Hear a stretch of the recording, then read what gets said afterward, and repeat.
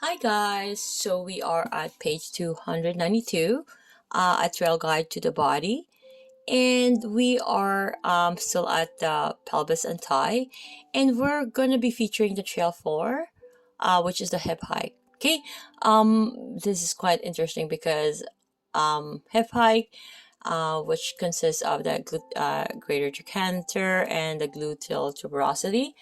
Um, if you can look at the image here where the partner is in a prone position, so rotating the hip to feel the movement of the greater trochanter.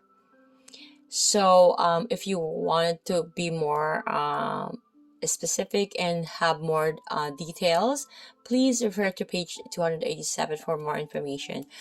And if these things doesn't make any sense, please watch my other video.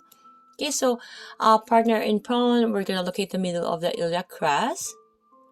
We're gonna slide your finger past distally 4 or 5 inches along the side of the thigh. There you will feel the superficial hump of the greater trochanter.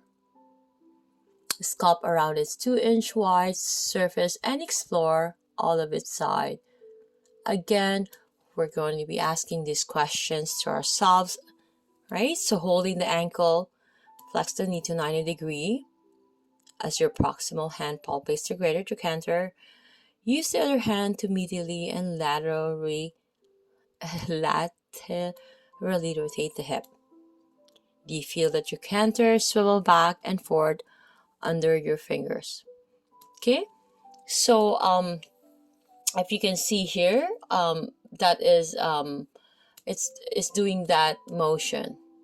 Okay, so medial rotation and lateral rotation, that's what this is. Okay, so looking at image 6.37, we are looking at a posterior view. We're going to be trying to palpate the gluteal tuberosity. Okay, so again, this is the greater trochanter and this is the tibial tuberosity. Okay, so the gluteal tuberosity is located distal to the posterior surface of the greater trochanter. Okay, so it is a small bridge serving as an attachment site for the lower fibers of the gluteal maximus muscle. Okay, again, the gluteus maximus is a very strong muscle, right? Located in your on your glutes. Okay, they have there's 3, but um, uh, we're gonna get more in detail into that. So although it is surrounded by the gluteus maximus tendon and the upper fibers of the vastus lateralis muscle, the gluteal tuberosity is relatively superficial and accessible. Okay, so having your partner in prone position, we're going to locate the posterior surface of the greater trochanter. Number 2, we're also going to slide 1 or 2 inches distally along the posterior shaft of the femur until you feel the solid surface of the tuberosity. It might not feel like a ridge, but more like a flat, superficial portion of bone.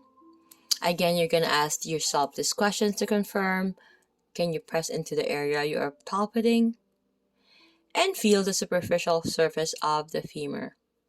Are you directly lateral to the ischial tuberosity? Again, because it is a sensitive area, we're going to need an extra sensitive form. Any areas of sensitive area. And we're going to have to let the client be informed, which is referred to as informed consent, of why we have to access those areas. And again, aside from the original consent, we're going to have another sensitive area consent form. See you guys on page 293.